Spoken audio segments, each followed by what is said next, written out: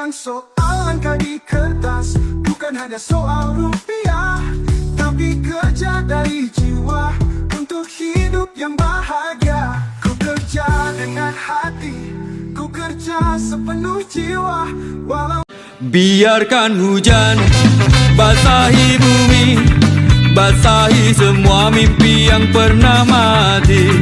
Biarkan berkembang, tumbuh dan bersemi semua bunga-bunga negeriku ini.